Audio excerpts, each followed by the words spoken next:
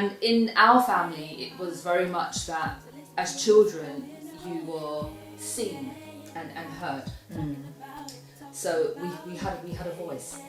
And I think for myself and my sisters, that kind of gave us an opportunity to grow and just be amazing women. To cut a very long story short, I got burnout more times than I care to mention, and stressed and overwhelmed and exhausted and practically on my last legs, and knew that I needed to change careers. Do you have any sort of experience, I guess, in your life that you could share where your mental health personally was really challenged, or some may say like at the brink? Like what point can you kind of pinpoint? Can you share a time when that happened? She's going deep. KJ Podcast, time to listen to what's going on. KJ in the house, talking about it. KJ Podcast, time to listen to what's going on. KJ in the house, talking about it. Hello, hi, and welcome to the very first episode of the KJ Podcast.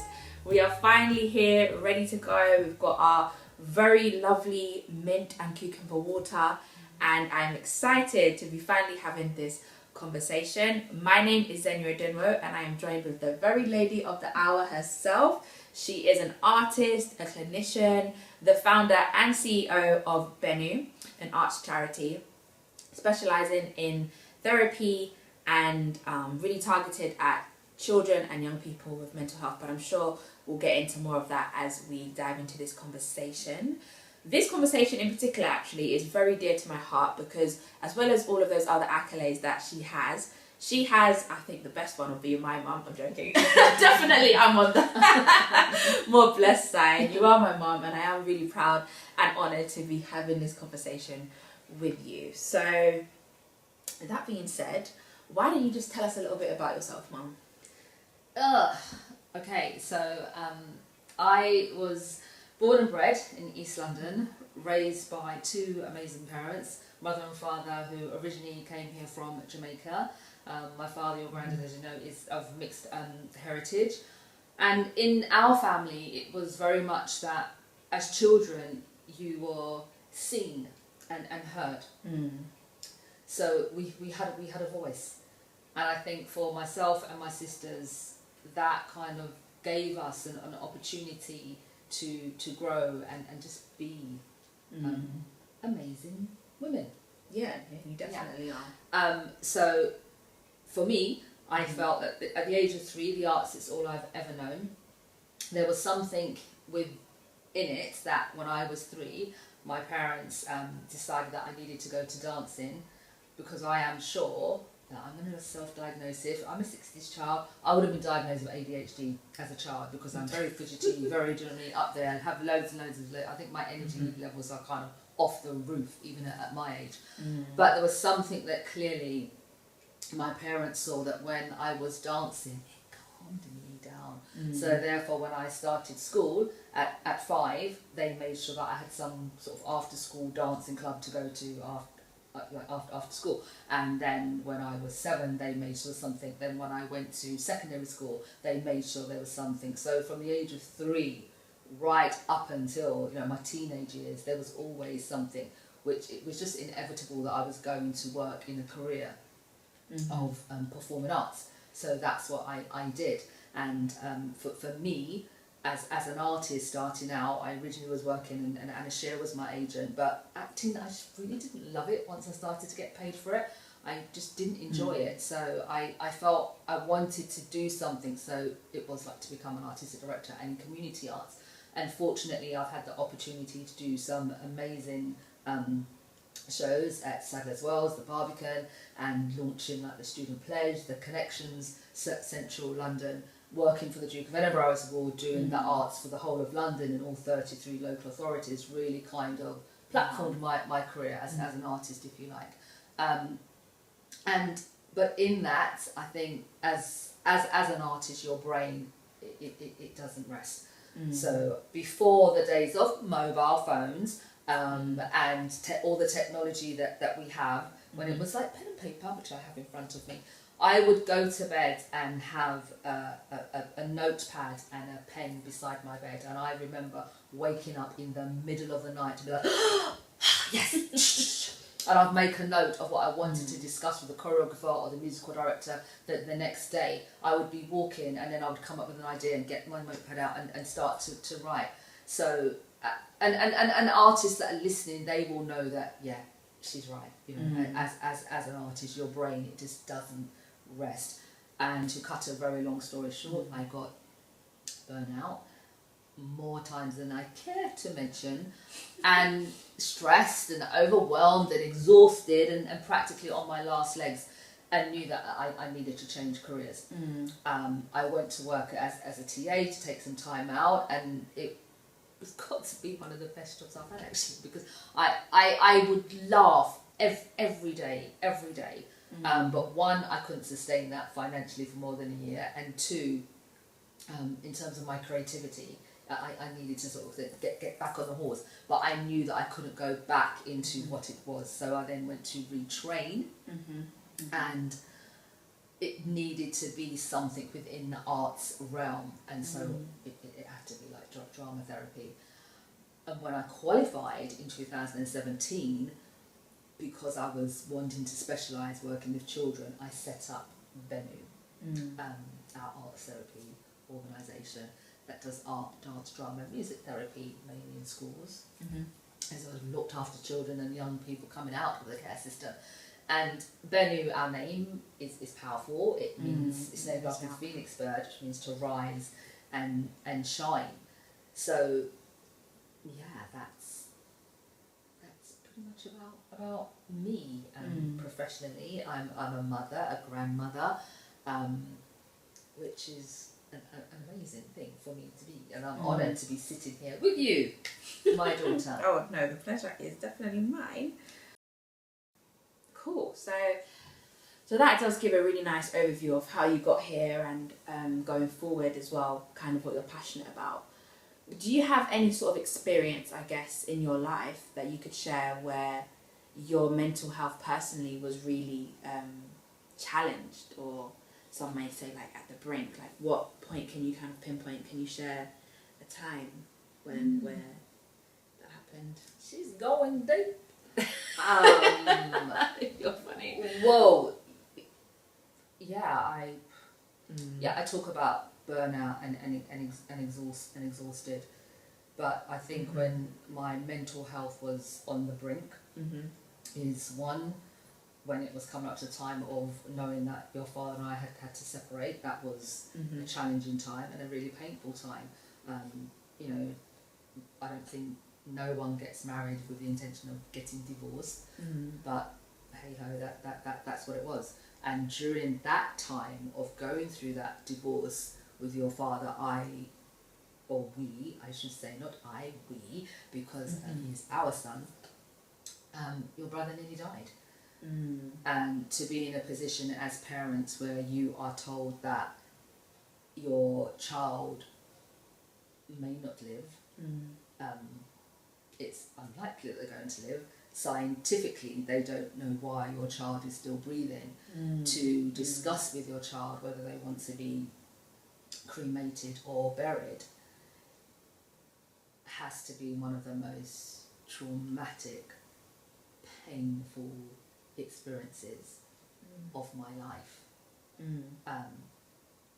But during that time, I still, till this day, and that was like well over 20 years ago, practice gratitude. Because what it taught me is, one, I have a very strong faith as a Christian.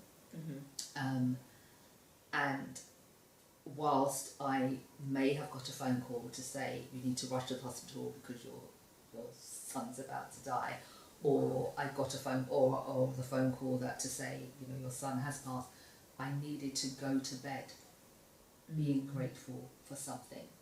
And so, I mean, now I write 12 things, but back in the day I wrote 5 or 7, it might have been 5.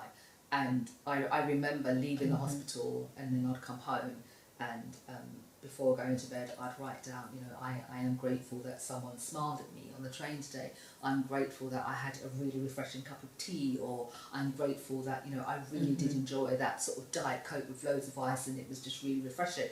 I needed to be able to know that there was something that I could be grateful for, albeit it wasn't like a massive thing to be grateful for, but I needed to close my eyes knowing that at some point in my day, there was something I could be thankful for. Wow, that's so inspiring. I can't even imagine, to be honest, what that time must have been like for you. So what then has inspired you now to start a podcast?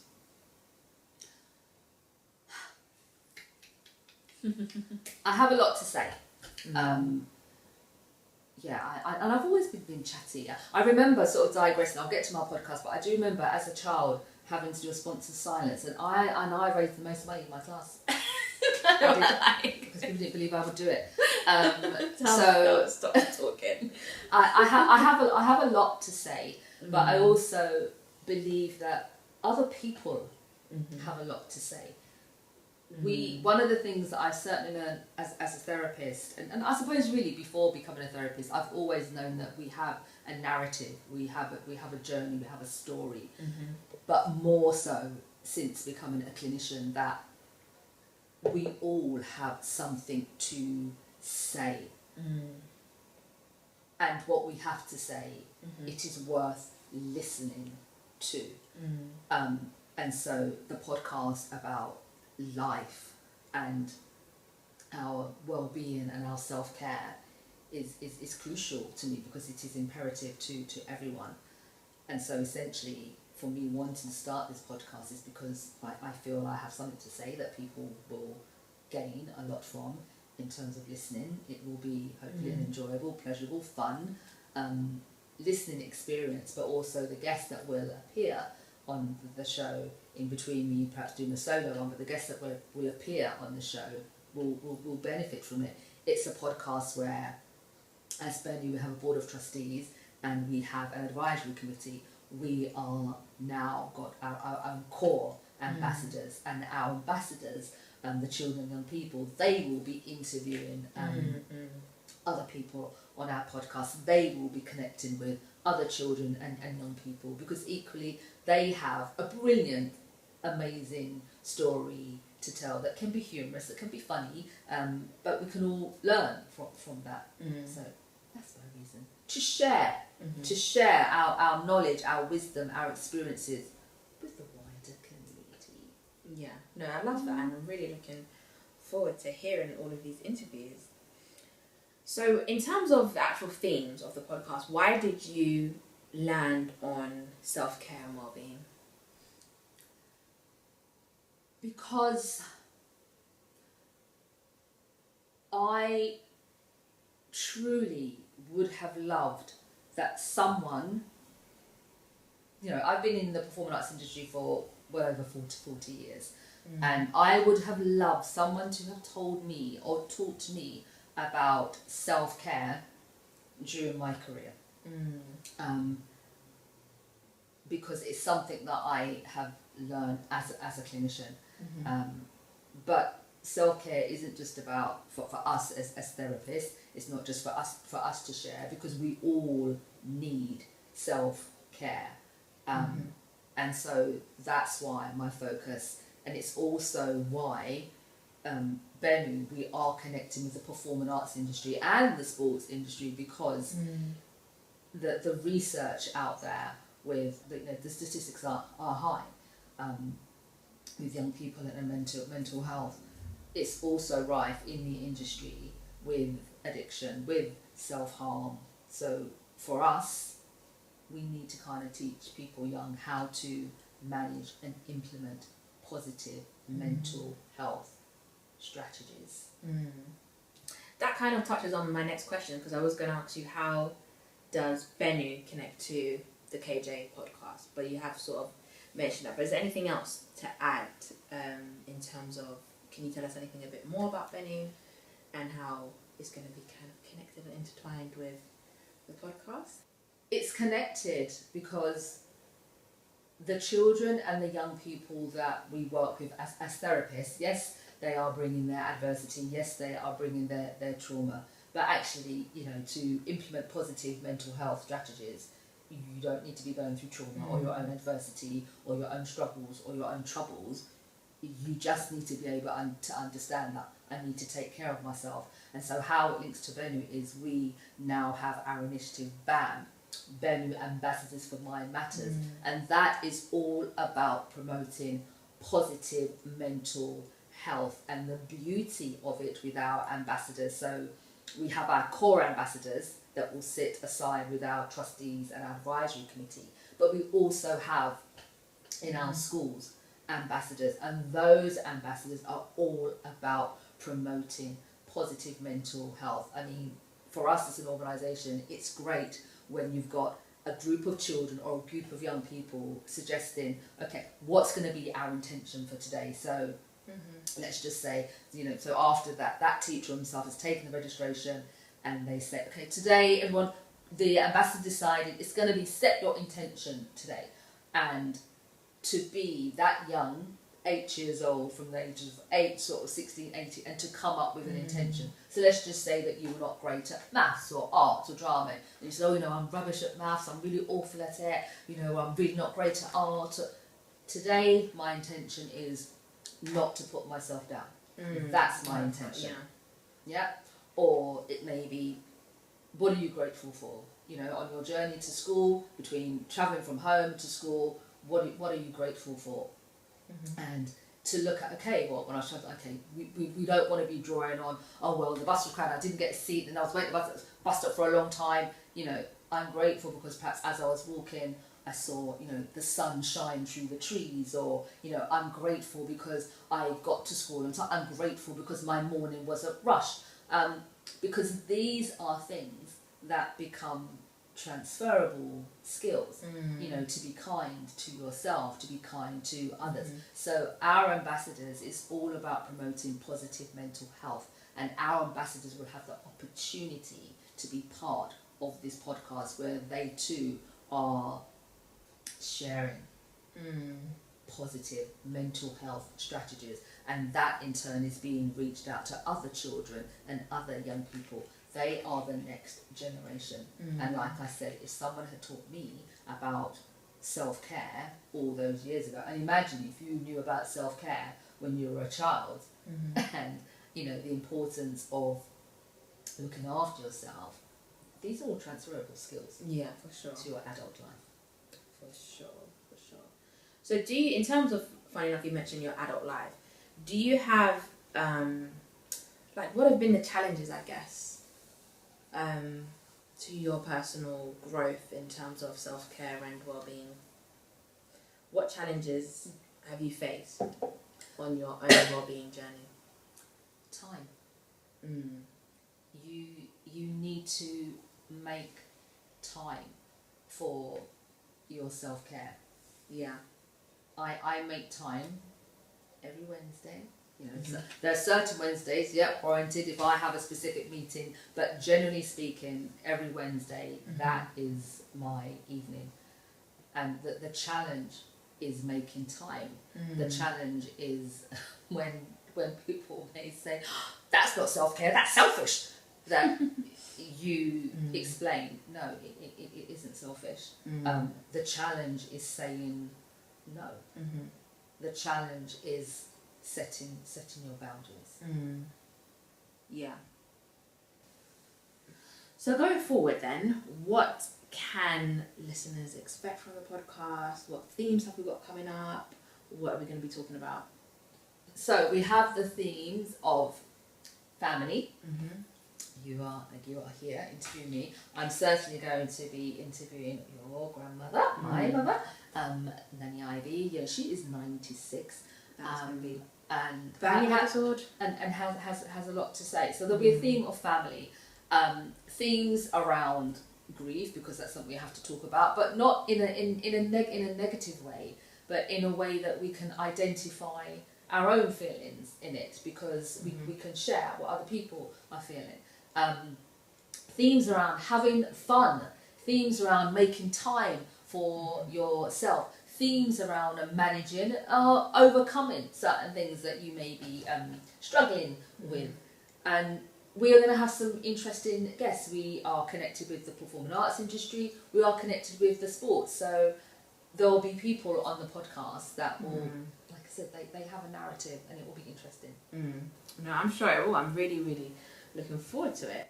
So, in closing, we have a signature question, and we're going to start right here, right now. SQ. So, when did you first realize self-care was important, and what changed for you? So, what did you do differently? Yeah, so Anything like that? when I was on my last legs, that's when I realised self-care was important. But back in the day, I didn't relate it to self-care. I related it to, I need to prioritise looking after myself. And I suppose that is self-care. But, you know, we wasn't using the word self-care. Yeah. Whereas now it's very much talked about. And how I manage that is making time. So just carve it. Did you physically carve out the time in your schedule? Carving out the time in my schedule. We have to make the time. So that was the specific change you made? Yes. Okay. Yeah. And the change that, as I said, to set those boundaries. Yeah. Boundaries. I love that word. So important. Yeah, that is really, really important, especially when it comes to self-care, or just won't happen. So thank you so much. Thank you, guys. So that concludes this very first episode. Thank you all so much for tuning in and listening, and do not forget to subscribe. You can literally subscribe on any listening platform of your choice. You've already heard what is coming up, so stay tuned, and we will hopefully see you in the next episode. Bye. Thank you. You've been listening to the KJ podcast. Post-production editing by Chantel Mattis, KJ jingle by Zenya Adunwo, and voiceover by Benu Ambassador. Finally, as Kaz would say, take great care of yourself.